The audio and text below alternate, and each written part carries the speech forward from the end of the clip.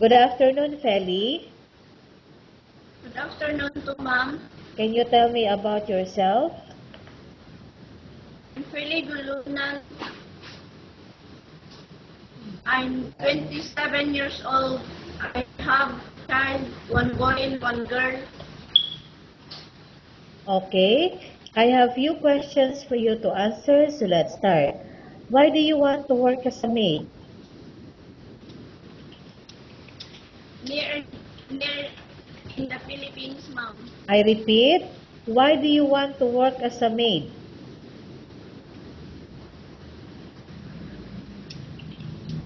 To help my family, ma'am. Okay. Why you choose Malaysia when there's a lot of other country? Near in the Philippines, ma'am. Okay. How are you qualified for this job? I'm loyal, responsible, ma'am. Okay. May I know what is your educational level? High school graduate, ma'am. Okay. What is your recent experience? Farming, ma'am. Okay.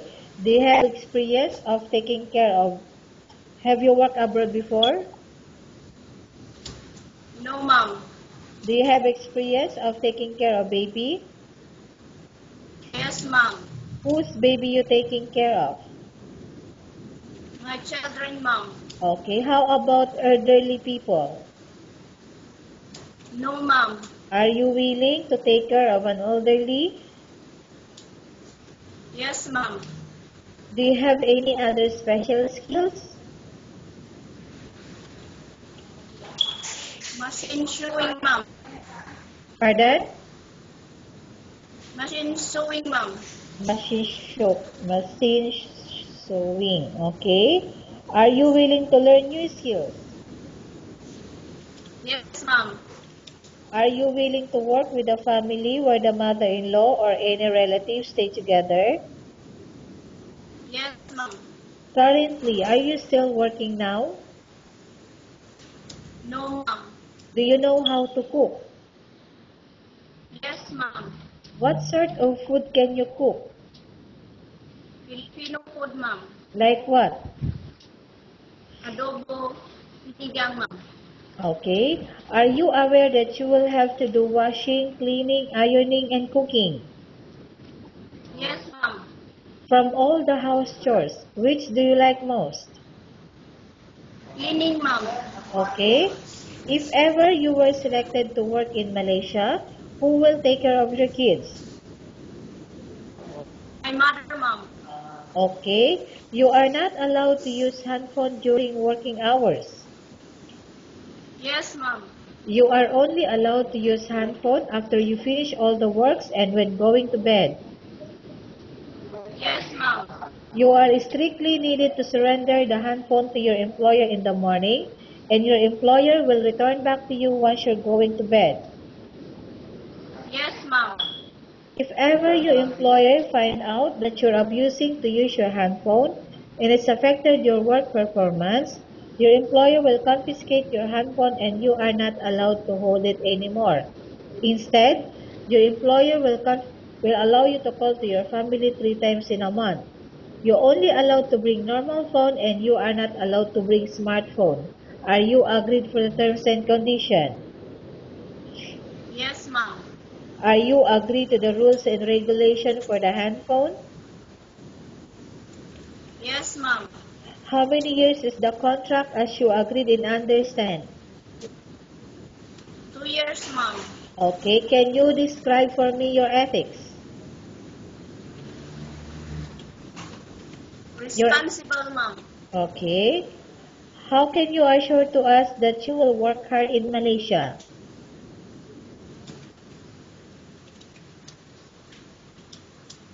I will focus on my work, ma'am. Okay. Can you promise not to use the telephone without the permission of your employer? Yes, ma'am. Can you promise not to put on makeup but to dress properly while work? Yes, ma'am. Can you promise not to invite friends and relatives without the consent of your employer? Yes, ma'am. Can you promise not to ask for advance salary from your employer under any circumstances? Yes, ma'am. Do you really understand of the rules and regulation of the agency? Yes, ma'am. Do you pay any placement fee for you to come to Malaysia to work as a maid? No, ma'am. Do you have any history of sickness, example breast cancer or any other illness? No, ma'am. Do you suffer from any skin diseases, allergy or physical defect? No, ma'am. Have you suffered from any serious illness? No, ma'am. Have you undergone any operation? No, ma'am. Are you medically fit? Yes, ma'am. Are you on any medication? No, ma'am. Are you allergic with any food? No, ma'am. Are you prepared to work for the employer of any race? Yes, ma'am. Are you prepared to eat the type of food taken by your employer?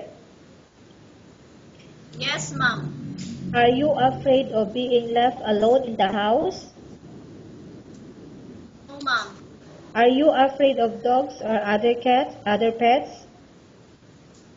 No, ma'am. Can you work according to instruction from your employer? Yes, ma'am. Do you have any immediate family working in Malaysia? No, ma'am. Okay, Feli, we have finished our question section. Let's go to case study. I have a case study for you and I want you to answer me truthfully. Okay? Yes, ma'am. Okay, number 1. Upon arrival in Malaysia within 6 months, if ever any of your family members passed away, what will you do? Will you continue to work till finish your contract or you will go back? I will continue my work and I will not go home, ma'am. Okay, number 2. Tell us about yourself and why do you want to work in Malaysia as domestic helper? I'm hardworking, ma'am. Okay, Feli, what do you want to tell the employer who watching your video right now? Hi, ma'am. Hi, sir. Please curse me because I'm loyal, hardworking, ma'am. Okay, thank you very much, Feli.